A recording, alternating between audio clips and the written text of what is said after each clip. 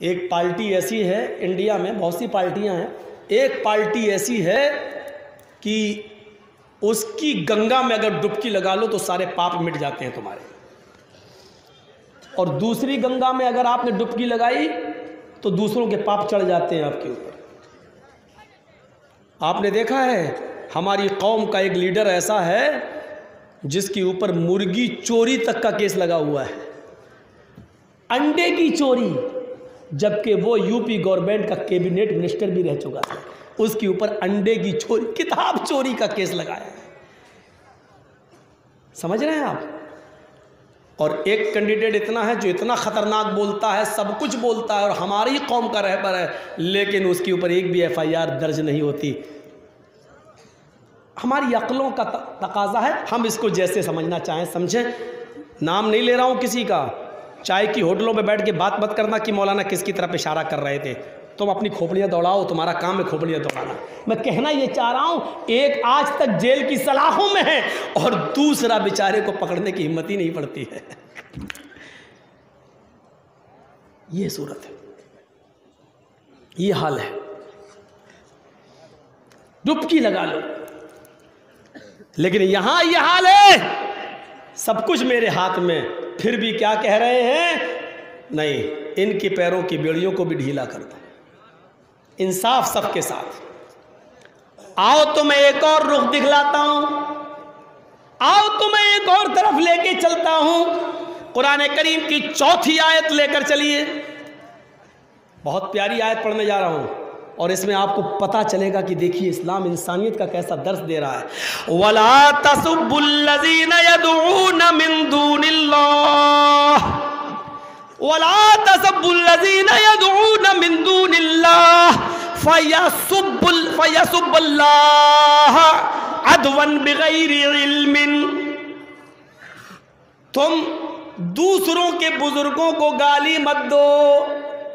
अल्लाह ताला क्या कह रहा है? वला तसुब्बुल्लज़ीना यदऊना मिन दूनिल्लाह, तुम उनके बुजुर्गों को गाली मत दो जो अल्लाह के अलावा दूसरों की इबादत करते हैं। यानी मुशरिकों के बुजुर्गों को गाली मत दो, काफिरों के और मुशरिकों के बुजुर्गों को गाली मत दो। क्यों मत दो? फयसुब्बुल्लाह अदवन, वो अल्लाह को गाली देंगे, तुम उनके बुजुर्गों को गाली दोगे तो जवाब में वो तुम्हारे अल्लाह को, तुम्हारे रब को गाली देंगे दुश्मनी में। फयसुब्बुल्लाह अदवन, दुश्मनी में वो गाली देंगे, बिगैरि इल्म, और जिहालत की बुनियाद पर गाली देंगे। अल्लाह ताला ने दूसरों के मजहब के बुजुर्गों को गाली देने से मना कर दिया है, काफिरों के बड़े बूढ़ों को भी, बुजुर्गों को भी। इसीलिए मैं कहता हूं रामचंद्र जी, कृष्ण जी, दूसरों के क्यों कहता हूं? क्योंकि हमारा कुरान कहता है कि तुम दूसरों के बुजुर्गों को गाली मत दो, उनकी इज्जत करो, एहतराम करो। पूरी बनी आदम, पूरी इंसानियत काबिल। एक बूढ़ा भीख मांग रहा है, मजूसी है, मुसलमान नहीं है। हजरत उमर फारूक के ज़माने में एक बूढ़ा भीख मांग रहा है। हजरत उमर ने कहा, ए भीख मांगता है तू, क्यों भीख मांग रहा है? कहा, अमीरुल मोमिनीन, मैं मजूसी हूं,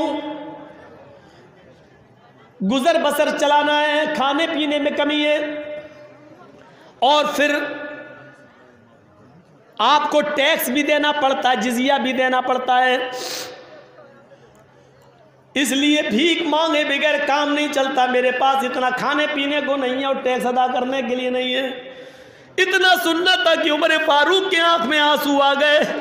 उस बूढ़े का हाथ पकड़ा और बैतुल माल में ले आए, उसको कुछ नकद दिया और बैतुल माल के कैशियर से कहा, इसका वजीफा जारी कर दो। मजूसी है तो क्या हुआ, यहूदी है तो क्या हुआ, इंसानियत का तकाजा यह है कि इस आदमी की मदद की जाए। मदद की इंसानियत इसको कहते हैं, ये थी इंसानियत। एक बार कहीं से वफद आया, हजरत उमर फारूक ने कहा, रात का वक्त है, वहीं रुक जाओ जहां हो, सुबह आना। लोग मदीने के बियाबान जंगल में रुक गए। हजरत उमर ने घोड़ा उठाया और उनकी खैर खबर लेने के लिए पहुंच गए कि वो आराम से है या नहीं जंगल में। तो जब जंगल की तरफ जाने लगे तो रास्ते में एक औरत को देखा, उसका बच्चा रो रहा है। हज़रत उमर ने कहा, गैर मुस्लिम थी वो औरत, यहूदी थी, बच्चा क्यों रो रहा है? उसने कहा भूखा होगा, रो रहा है। कहा चलो इसको दूध पिलाओ अपना, और आगे बढ़ गए। फिर उन लोगों की खैर खबर लेकर आए, तुम्हें कोई तकलीफ तो नहीं है, बिस्तर इस्तर सब मौजूद है, खाना पीना उनका इंतज़ाम किया हज़रत उमर ने, और वापस आए। जब जंगल से वापस आ रहे थे तो उसी जगह पर देखा कि वो औरत अभी भी बैठी हुई और उसका बच्चा रो रहा है। कहा तुम बड़ी निर्दयी माँ हो, बड़ी जालिम माँ हो, कैसी औरत हो, अपने बच्चे को चुप नहीं कराती हो, दूध नहीं पिलाती हो, बच्चा रो रहा है। उसने कहा ऐसी बात नहीं है जैसी आप समझ रहे हैं, कोई माँ अपने बच्चे को भूखा क्यों रखेगी? बात दरअसल ये है कि मैं अपने बच्चे का दूध छुड़ा रही हूँ। कहा क्यों? कहा उमर फारूक ने यह कानून बना दिया है, जब तक बच्चा माँ का दूध पिएगा उसको वजीफा नहीं मिलेगा बैतुल माल से, जब माँ का दूध छोड़ देगा तब उसको बैतुल माल से वजीफा मिलेगा। इस बच्चे का जो कुछ मुझे वजीफा मिलता मैं खाती हूँ वो दूध बन जाता है, और दूध बन के बच्चा पी लेता है, तो मेरे हिस्से का वजीफा मुझे मिलता है तो बच्चे का नहीं मिलता है। जो हिस्सा मुझे मिल रहा बैतुल माल से तो उसमें मैं अपने बच्चे को कैसे पाल सकती हूँ? वो बच्चा, मेरे हिस्से का दूध तो बच्चा ही पी जाता है, इसलिए मैं इस बच्चे का दूध छुड़ा रही हूँ ताकि उमर फारूक से ये कह सकूँ कि बच्चे ने दूध छोड़ दिया है। हजरत उमर फारूक की आंखों में आंसू आ गए और रोते हुए कहते हैं, आए उमर, तू कितना बड़ा जालिम बन गया है, कितने बच्चों को तू भूखा मारना चाहता है। फिर फौरन बैतुल माल गए और हुक्म दिया, आज के बाद ये हुक्म नाफिज कर दो कि जो बच्चा जिस दिन अपनी माँ के पेट से पैदा होगा बैतुल माल से उस बच्चे को उसी दिन वजीफा मिलना शुरू हो जाएगा। गैर मुस्लिम औरतों के बच्चों के लिए कानून बदल देते हैं हजरत उमर फारूक, और कहते हैं आज से जो बच्चा पैदा होगा उसी वक्त उसको बैतुल माल से वजीफा मिलेगा। ये इंसानियत का ऐसा दर्स है, दुनिया की सारी मजहबी कौमें और दुनिया के सारे धर्म इससे खाली नजर आते हैं। ये इंसानियत का सबसे बड़ा सबक अगर कोई धर्म देता है तो वो इस्लाम है, वो इस्लाम है, वो इस्लाम है। पढ़ें मीडिया वाले, पढ़ें इंडिया टीवी के और जी हिंदुस्तान के एंकर, इस्लाम की स्टडी करें और इस्लाम का मुताला करें, इस्लाम के खिलाफ बोलना छोड़ देंगे। तो इतने बेशरम हैं, देखा नहीं कैसे कैसे जुमले बोल रहे थे जब कोरोना बैतुल मरकज निजामुद्दीन के बारे में, कोरोना बम, कोरोना फैक्ट्री, कोरोना जिहाद। असल सच्चे सबसे बड़े आतंकवादी कोई हैं, हिंदू और मुसलमान को लड़ाने वाले अगर कोई हैं तो ये गोदी मीडिया की टीम है। सबसे बड़े आतंकवादी ये, मैं कह रहा हूं आतंकवादी जाओ, जो करना हो कर लो। सबसे बड़े आतंकवादी तुम हो, हिंदू और मुसलमानों के दरमियान नफरत पैदा करने वाले तुम हो। तुम कोरोना बम, उसको भी कह रहे थे कहां छिपा है मौलाना साहब। मारा हाई कोर्ट ने मीडिया को तमाचा, कितना कर्रा तमाचा मारा है मीडिया को। ये अफवाहें इन्होंने फैलाई हैं, फैलाई नहीं है, फैलवाई गई हैं। वही हड्डी जो हजम नहीं होती, वही हड्डी जिसका चस्का बहुत मीठा है, अच्छा लग रहा है, वही डाली हुई हड्डी है। अब सोचो जिसका कोई ताल्लुक ही नहीं था कैसे बदनाम किया। बहुत तबलीगी जमात के लोग देखो फला नर्स के सामने नंगे हो गए, थूक रहे, ये कर रहे। कितनी वाहियात खबरें उड़ाई इन लोगों ने, कितनी वाहियात खबरें उड़ाई थी इन लोगों ने। हाई कोर्ट और सुप्रीम कोर्ट ने जब थप्पड़ मारा तब गूंगे हो गए, अब उनका नाम नहीं लेते, अब उनका नाम नहीं लिया जा रहा है। अब मेरा मामला देख रहे हो क्या हो रहा है, तकरीर कहीं की, भीड़ कहीं की, नारा कहीं का। इनका हरामीपना देखो, मेरा जुमला बिल्कुल सही है, बुरा मत मानिएगा। इनका हरामीपना देखो, 4 साल पुरानी तकरीर मेरी आज की तकरीर से जोड़ के दिखा रहा है। इनका हरामीपना देखो, कसम खुदा की ऐसा लगता है इन्होंने अपने अम्मा के पेट से बाहर आने के लिए भी रिश्वत मांगी होगी। ना ना ना ना ना, इन्होंने हड्डी मांगी होगी पहले, इतना दो तो हम बाहर आएंगे। अपनी अम्मा पर भी रहम नहीं खाया होगा इन्होंने। तकरीर दिखाई दे रहा मेरी मालदा की, कलियाचक की, और भीड़ दिखा रहा हैदराबाद की। अरे मैं आज तक ओवैसी के साथ नहीं गया हूँ, किसी मीटिंग में नहीं गया हूँ, ओवैसी के मंच पर नहीं बैठा हूँ, हैदराबाद में मेरी तकरीर नहीं हुई है NRC पर, तकरीर यहाँ की दिखा रहा, भीड़ वहाँ की दिखा रहा, नारे तकबीर, मेरी तकरीरों में कभी नारे तकबीर लगाई, ये NRC वाले लगाई नहीं, और इसको जोड़ के दिखा रहा है। सिर्फ दिखा क्यों रहा मालूम है?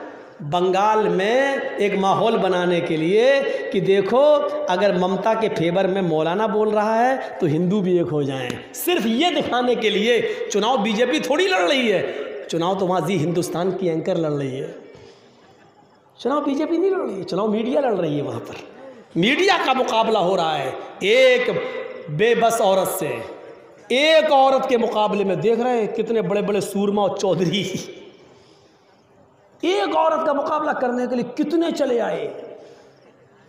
CBI, ED, इलेक्शन कमीशन, गृह मंत्री, प्रधानमंत्री हैं, और जो फौज आ रही है वो सब एक औरत का मुकाबला करने के लिए इतना इतना। इसके बावजूद अगर जीत गई तो समझ लो कि बड़े बड़े पहलवान हार गए, और अगर हार भी गई तो जाहिर बात है कि 10 आदमी मौलाना जर्जिस को अकेले मिलके मारेंगे तो भैया मौलाना जर्जिस तो वैसे ही हार जाएगा, वैसे ही मारा जाएगा। तो ये कोई मुकाबला है? ये कोई मुकाबला है? तुमने इतने लोगों को जमीन पे उतार के ये साबित कर दिया है कि तुम हार चुके हो, तुम हार चुके हो। तुमने अपने आप को साबित कर दिया है कि तुम इस जंग में हार गए हो, इस इलेक्शन में हार गए हो। 10 आदमी मिलकर किसी एक को मारे, कर मेरा मुकाबला, कर मेरा मुकाबला, कर मेरा मुकाबला। इतना बड़ा मुकाबला तो चाय वाला भी नहीं कर सकता है। 10 आदमियों का मुकाबला अकेले कर लेगा? अकेले अकेले कर दो और लड़वा लो, फिर पता चल जाएगा। तो ऐसा नहीं होता है मेरे भाइयों। आपने इस मुकाबले से साबित कर दिया है कि आप हार गए हो। जीत भी जाओगे तो भी हार गए। क्यों हार गए? क्योंकि बेबस और मजबूर कर दिया तुमने। और आगे सुनिए मेरे भाइयों, बात आगे बढ़ गई। मैं सिर्फ इतना कहना चाह रहा था, ये इंसानियत का सबसे बड़ा अलमबरदार अगर कोई धर्म और मजहब है और इंसानियत का सबक देता है तो वो है इस्लाम। इमाततुल अज़ान तरीक़, रास्ते में कोई पत्थर पड़ा तो उसको हटा दो। ये मत देखो हिंदू गुजर रहा है कि मुसलमान, कोई भी गुजर के गिर सकता है, इसलिए उसको हटा दो। ये इस्लाम दर्स दे रहा है, इस्लाम दर्स दे रहा है। एक जनाजा आ रहा है यहूदियों का, अल्लाह के नबी सल्लल्लाहु अलैहि वसल्लम ने यहूदी का जनाजा देखा तो खड़े हो गए। जब जनाजा गुजर गया तो साहबा ने पूछा, अल्लाह के रसूल वो तो यहूदी था, उसके जनाजे को देखकर आप खड़े हो गए? तो आपने क्या फरमाया? यहूदी का जनाजा था तो क्या हुआ? क्या मरने वाला इंसान नहीं था? हम जनाजे को देखकर खड़े नहीं हुए, इंसानियत के एहतराम में खड़े हो गए। मरने वाला भी तो इंसान था। तो इंसानियत का दर्स दिया है इस्लाम ने।